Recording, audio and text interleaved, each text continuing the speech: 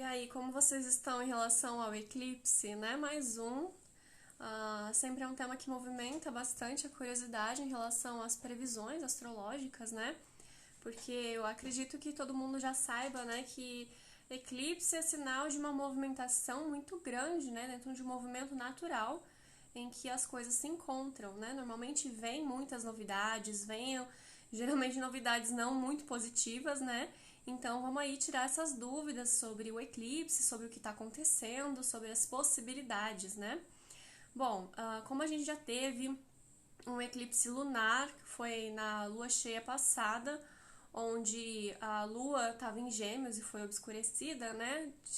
Tirou a sua luminosidade e a gente já estava aí passando por alguns conflitos, né? Principalmente conflitos religiosos, né? E a questão também de Gêmeos, que fala das transmissões, está bem enfatizado, porque a gente sempre tem que lembrar dos eixos opostos, no do norte e no do sul. A gente não está falando só sobre um signo, mas sempre o seu signo e o seu oposto.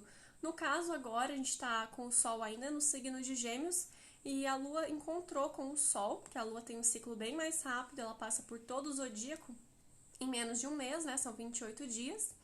E enquanto isso, o Sol demora aí esses 30 dias, às vezes tem essa variação entre 31 dias mais ou menos, para mudar de signo, né? Então, sempre vai ter essa movimentação aí em que a Lua vai estar encontrando o Sol e às vezes acontece esse encontro dentro da sua própria órbita, né? Entre esses eixos de interseção da órbita do Sol e da Lua. Todos os planetas eles percorrem sempre o mesmo caminho, só que esse mesmo caminho, que é como se fosse um tapetinho do zodíaco, né? Ele vai ter uma variação aí em graus em que eles não se encontram exatamente, né? Eles vão ter a sua própria órbita. E aí, às vezes, acontece de um encontro exato, específico, onde acontece aí uma sobreposição em que a luz fica comprometida, né? Então, essa relação de estar com a luz comprometida, a luz que ela traz clareza, vida, vitalidade, né? Então, é muito óbvio que os eclipses, eles não são bons aspectos, né? Então, quando a gente escuta assim, período de transformação, abertura de portais, ritual de eclipse, saem correndo disso, tá? Porque é muito marketing, né? E é muito complicado a gente falar que é algo bom quando todo responsável pela vida, vitalidade, clareza, né, está ali comprometido. Então, isso a gente já tira de letra que não é interessante. Inclusive, é recomendado não olhar para eclipses, né? Não observar, não ter contato, não fazer mentalizações, nem meditações para eclipse nenhum. Pelo contrário, né? Mentalizar muito a luz do sol, continuar a sua vida, a sua rotina e também entender que isso talvez não te afete de uma forma individual, tá? Só afeta de forma individual. Boa noite, Caroline. Só afeta de uma forma individual quando a gente tem aí algum ponto do próprio mapa natal dentro do grau exato, ou no máximo ali entre 1 ou 2 graus de distância, né? Nesse caso, esse eclipse solar, ele está acontecendo no grau 19 de Gêmeos, né? Então, entre grau 17, 18, 19, 20 de Gêmeos, se você tem a cúspide de alguma casa, se você tem ali algum planeta nesse ponto específico, aí sim você tem que tomar bastante cuidado, prestar atenção qual é essa casa, quais são os assuntos. Mas sempre vai acontecer ali de, por exemplo, uma ativação às vezes por revolução solar, por progressão. Então são várias técnicas astrológicas, né? Indo de encontro para uma ativação mais forte. No campo individual, o que a gente pode sentir é talvez uma perda de um fluxo no âmbito coletivo, né? Então, às vezes a gente tem ali coisas acontecendo, pessoas ficam mais com as emoções à flor da pele, né? Ou mais irritadiças, perdem um pouco desse contato da luz, da vida, da vitalidade, que tem mais facilidade. Então, é muito importante a gente ter cuidado na hora de falar, na hora de fechar um contrato, um negócio, começar algo novo, né? Então, é sempre importante dar uma revisada aí no que está sendo feito, no que está acontecendo.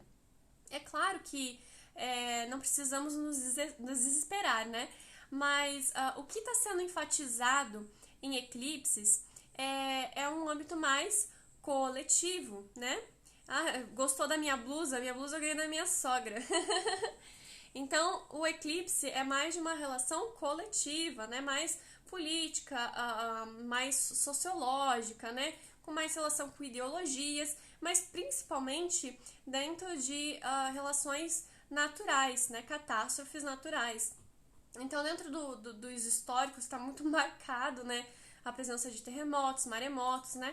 Esse mapa desse eclipse, eu percebi que ele está enfatizado muito a umidade, né? E Júpiter está colado no meio do céu. Então, a gente pode esperar aí que esse período de seca cesse, né?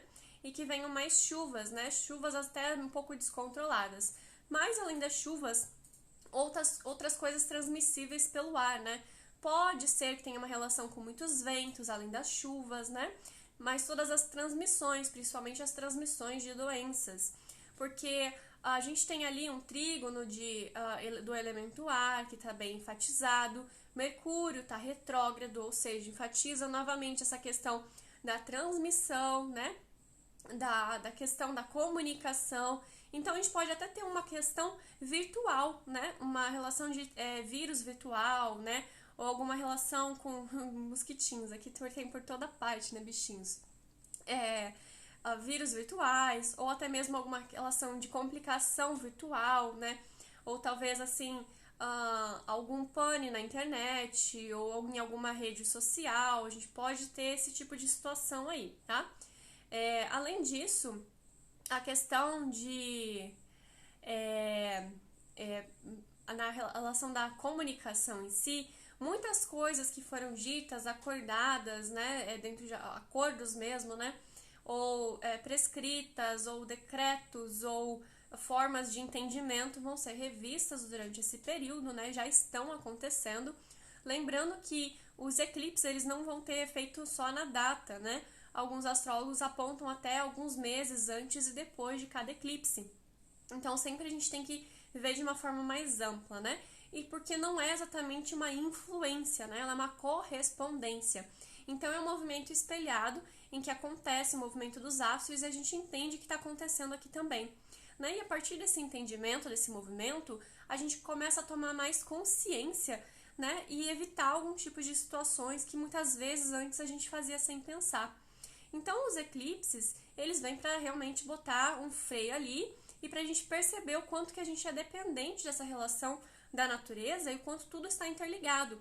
Por mais que a gente não vá ver esse eclipse acontecendo no Brasil, né, ele vai ser bem parcial, o sol não vai ter nem nascido ainda, vai ser 5h12 da manhã ali, do dia 10, né? Então, a gente não vai nem ver, não vai ter nem como ver esse eclipse. Mas como em outras regiões ele vai estar mais enfatizado, muito provavelmente chega até aqui de alguma forma, né? A gente sente esse impacto, né? Vai estar mais enfatizado ali pro norte, né? América do Norte, Canadá, né? Groenlândia, se eu não me engano, que vai ter mais um eclipse total, vai ser visível. E aqui no Brasil vai ser parcial e também não vai ser possível ver. Mas é importante, assim, a gente entender que mesmo a gente não vendo, né, tá tudo muito interligado. Então, de certa forma, a gente pode esperar aí como se fosse uma lunação, mas uma lunação um pouco mais intensa, mais forte, e que a gente perceba alguma movimentação também a longo prazo, né? Além disso, a gente vai ter Sol, Lua, Mercúrio ali, tudo em Gêmeos, né, com o nó do norte, e Mercúrio retrógrado, ou seja, voltando ali de encontro com o Sol e com a Lua. Então, vai estar fazendo um movimento aplicativo e retrógrado, então enfatizando essa questão da revisão de atrasos, né, de contrato, de fala, de comunicação, redes sociais, meios de transporte, tudo aquilo que é transmissível, que é uma transmissão, que tem essa relação de movimentação, né? Por isso que é muito importante eu enfatizar isso. E ainda fazendo um trígono já separativo, né, mas com Saturno, que também já está retrógrado. Então, todas aquelas questões saturninas que eu estive comentando sobre Saturno em Aquário, que tem relação com as ideologias, né? Enfatiza também as influenzas, assim, né? As doenças que passam pelo ar, né? E tem essa relação com a relação mais fria e úmida, né? Ou talvez assim, mais por conta do excesso de umidade, né? Porque a gente está falando de signos de ar, né? Júpiter está muito forte em peixes e Júpiter é um significador natural das chuvas. Então, tudo isso vai sendo acentuado, né? A gente já tem ali Vênus no signo de Câncer, que está peregrina, mas é um signo, assim, amistoso, porque é frio e úmido, então enfatiza também essa relação da umidade, né, da receptividade.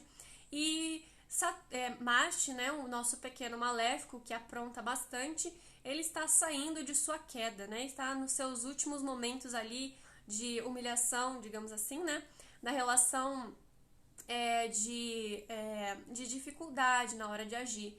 Então, essa semana a gente está focando muito na revisão, no planejamento, na observação, né? Então, quando Marte sair de sua queda e entrar em Leão, pode ser que as pessoas no âmbito geral, ou mais uma relação mais coletiva, sentam um impulso muito grande de fazer coisas ou finalizar coisas que estavam travadas há muito tempo, né? E aí, nisso, podem acabar com tendências mais egoístas, egocêntricas, né? Mais voltadas aí para defesa da honra, da integridade, né? Da imagem, porque Leão tem muito esse simbolismo e é um signo fixo que condensa a energia, né? Traz a energia para si, né? E faz uma preservação, né? Uma conservação de todos esses valores próprios, né? Então, dentro desse simbolismo de Marte saindo da sua queda e entrando num signo de realeza, né? É como se subisse o poder na cabeça do guerreiro, mas não é uma debilidade. Mas por estar saindo de uma debilidade muito forte, né? Pode ser que a gente encontre algumas características desenfreadas, né? De ação, de vontade de agir, por ser um signo de fogo, colérico, né? Marte vai entrar no signo de Leão, no dia 12, né? Então vai demorar mais uns diazinhos aí, né? Mas até lá é bom evitar qualquer tipo de iniciativa, porque ele tá bem no final de sua queda ainda, né? Então pode ser que a gente tenha uma ênfase aí em pessoas querendo cuidar muito da saúde, do bem-estar, da vitalidade, preservar o ser, né? Fazer coisas para si, o que vai ajudar muito e vai ser impulsionado ao mesmo tempo pelo aumento dos contágios, né? Porque a gente já vê um número crescente, mas pode ser que cresça ainda mais, justamente por conta dessa ênfase dos signos de ar, né? Essa ênfase das transmissões, que é muito boa, porque a gente tem acesso às informações, mas lembrando que são informações retrógradas, né? De revisão, de encontrar um novo caminho e um novo significado para as coisas, né? De tentar descobrir o que é realmente verdade e o que não é. E a gente já está num período em que as coisas são muito manipuláveis. Então a gente tem que tomar muito cuidado e procurar realmente garimpar o que é realmente verdadeiro e o que não é, tá? Porque é tudo muito comprável, muito acessível, vendível, né? Então a gente tem que ter muita cautela dentro disso. Bom, a relação de vontade de agir vai ser muito enfatizado, de cuidar, de resolver, né?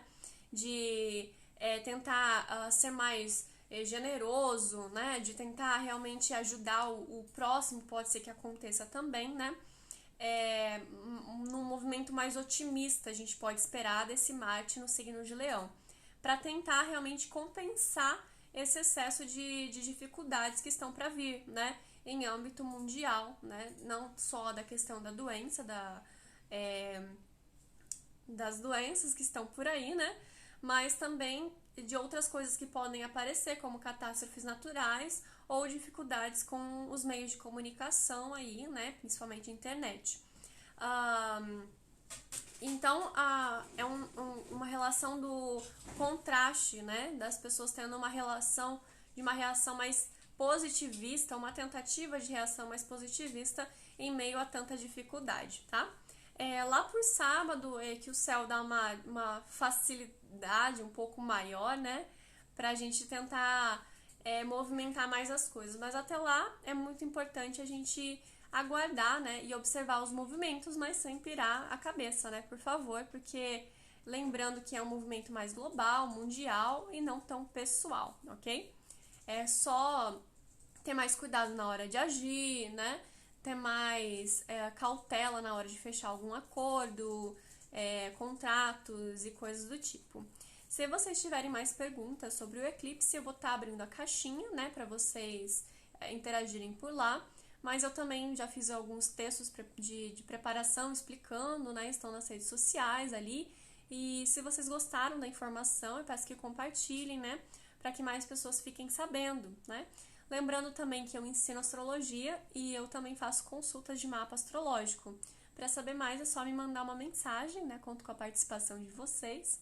E para qualquer dúvida também é só mandar mensagem ou direto para mim ou na caixinha de perguntas, ok?